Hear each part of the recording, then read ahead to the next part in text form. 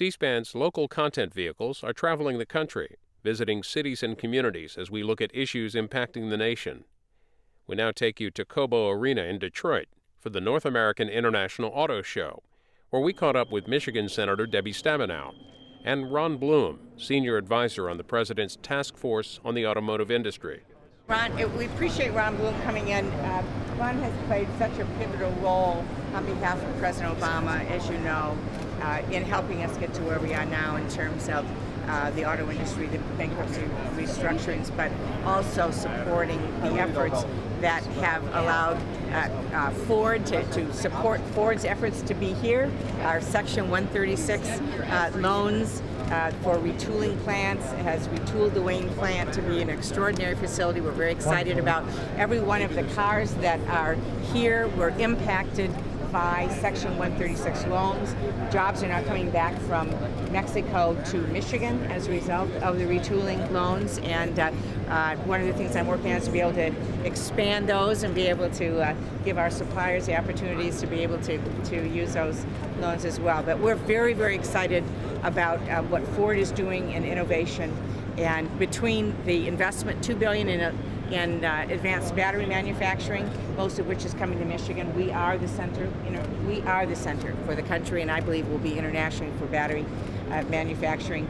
The investments in the retooling loans, the manufacturing tax credit, and cash for clunkers, all of those things, coupled with the incentives to buy these great new vehicles, really are a reflection of the fact that we believe in manufacturing. Look, this is about a partnership. There's no question the president stepped forward in an extraordinary way and took leadership, but these companies really deserve a lot of credit. Ford, obviously, GM and Chrysler as well, but this is not a one-man band. This is an effort where the people affected by this, all of the stakeholders, the suppliers, the shareholders, the workers, the managers, everybody came together, and obviously Senator Stabenow's leadership has been critical. But look, this is what government's supposed to do. Government lends a hand when times are very tough, but it asks in return appropriately that the people getting the help exercise some self-help as well. And I think that's what this story is about. And Ford in particular is a story of that. Obviously Ford was helped by the overall work that was done to save the industry, but Ford didn't rest on those laurels. Ford went out and it worked at its own problems. It worked with its workers, it worked with its creditors. Extraordinary efforts by this company, and we are hugely proud, and 136 helped Ford. Of course they did, but Ford did this, and we are very, very proud of what they've done, and happy to be a part of it today. It is nice to be in Detroit when we can talk about Car of the Year, when we can talk about collective market share increase, when we can talk about Ford adding 7,000 jobs, when we can talk about its position in Consumer Reports, when we can talk about these things. These are the sorts of things we need to talk about, and it is really a good day for this car industry, so I'm really glad to be here. And I would just add one thing, and that is, as we go forward, one of the things that I'm focused on in working with the administration is really how we continue to support the electrification of the automobile. We have a 30% credit in place for charging stations. We're putting in legislation that would increase that to 50% to cover half the cost. We want to make sure the $7,500 credit works. We want to make sure that we're doing other things that are supportive of the major investments and the wonderful technology that has been developed by Ford and by all of our companies. Ron, what lessons do you see for the rest of the nation out of what's happened in Detroit the last 2 years, specifically for American manufacturers? What can the manufacturing industry learn?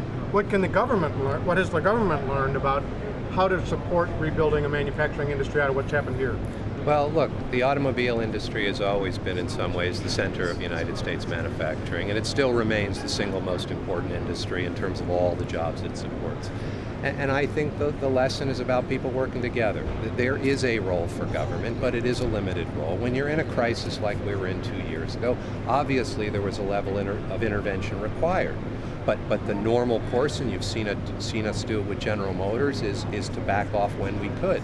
But that doesn't mean government has no role to play. So whether it's helping with the issues Senator Stabenow mentions, the 136 or the credit, government is there to provide a a measure of help, but the private sector needs to lead. And when you have private sector companies like Ford that have their act together, that have dynamic management, that have terrific relationships with their employees, then you've got something that works. And I think the car industry is a wonderful illustration of, and the fact that it's happening in Detroit. The car industry is going to require innovation in the period ahead to be successful. And this is a company that's innovating. It's not the only one. Others in Detroit are as well, and that's terrific. And that competition will make Ford a better company, and it will make its competitors better companies. And that is what American manufacturing's always been about. We're an innovation leader, and we're a leader of folks who can come together. So I think this is a metaphor for the broader question of how we rebuild manufacturing in America. I think it offers us a lot of lessons.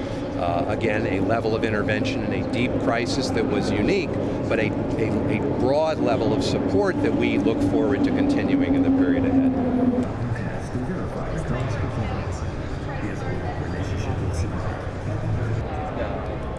Now, where is this? Oh, okay. Just up the road. Yeah. That's all right. But Can you tell us what the future of the presidential task force will be, and sort of, No comments about the future. Well, you know, that's and the why auto you need industry? snow tires. Nothing on the Yes, future. thank you. Right. Hey! Yes. It's actually funny, at the DOE, we don't have any of these installed there, so we need to work on getting these things installed. Yeah, has a exactly. long extension cord, in case you forget to unplug. That's the kind of thing that they do. Drive away and forget to. So Well, we actually can't drive it away. If you don't have it unplugged, we have an interlock that will not allow you to drive it off. It's a safety protection. gives you an indication of how sincere we are about exiting as soon as practical. But we have a 6-month lockup. We're only a couple months into it. We will be evaluating as things go, as the year progresses. We'll have to see what the market does. There are financial markets which can be uncertain. There's the car business itself. There's GM. Look, we are determined to exit as soon as practical, but we're not gonna do a fire sale. And I think the IPO gives you a good sense of the balance we struck. And I think in the remainder of our sales that it takes to complete the exit, I think we're going to look to strike something in the same neighborhood in terms of that balance. What do you think about Chrysler's plans to pay back the loans later on this year and the IPO? Is that Look, if Chrysler wants to pay us back, we will keep the Treasury open late to get their check.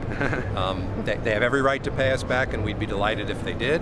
They have an obligation to pay us on a particular schedule, but obviously earlier payment is good.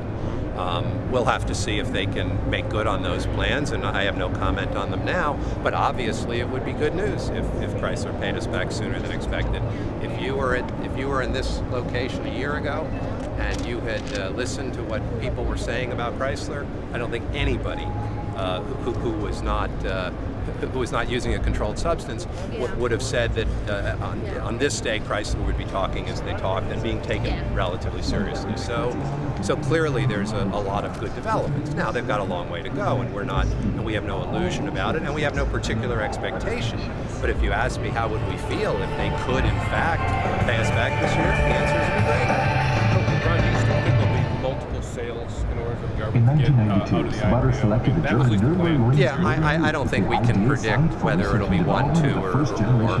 Again, we did a very, very large transaction, largest initial public offering in capital markets in the United States in the history of the country.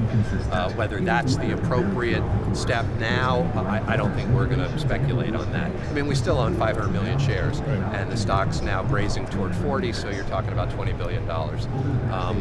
I have no view on whether or not that's appropriately done in 1, 2, or many. As the lockup comes off, we will evaluate our options. We'll obviously get the company's input, but this will be a secondary sale. We'll consult with financial experts and underwriters, and we'll figure out what makes sense. Are you taking on a new job in the administration? No comments about my future. But we all know what the timing was. You wanted to show the markets that you were serious. That's what the IPO timing was about, that you were seriously getting out. What's to be driving sort of the timetable for the rest of the sales? Is it the taxpayer return? I think no. I think the timing for the rest of the sales is really not a lot different than the IPO timing, which is the president has said, I want to exit this as soon as practical. Now, Look, obviously we have clearly demonstrated, not that I think this was ever in doubt, but we have unequivocally demonstrated that the President of the United States doesn't want to be CEO of a car company. I hope we can put that foolish government motors stuff to bed once and for all. But that said, we still do own a material part of a private corporation, and that is not the proper role for government in the United States economy over time. So I think the complete exit is important. I think it's important for the broader economy. I think it's important for us fulfilling the mission that we set out when we initially invested. And we do have to balance that against getting a fair return.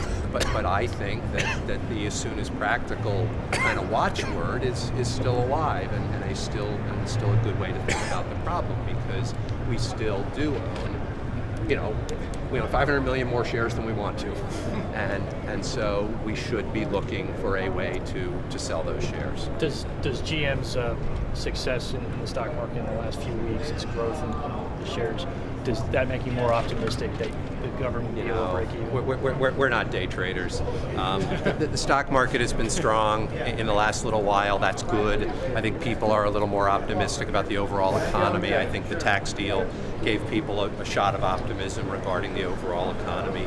But I'm not going to sit here and look at 2 or 3 weeks of stock market performance and prognosticate about 4 months from now. We'll have to look at the world as we find it at that time. Okay, I think we're done. Good. Yep. Thank you, guys. C-SPAN's local content vehicles are traveling the country, visiting cities and communities as we look at issues impacting the nation. For more information on our local content vehicles, go to our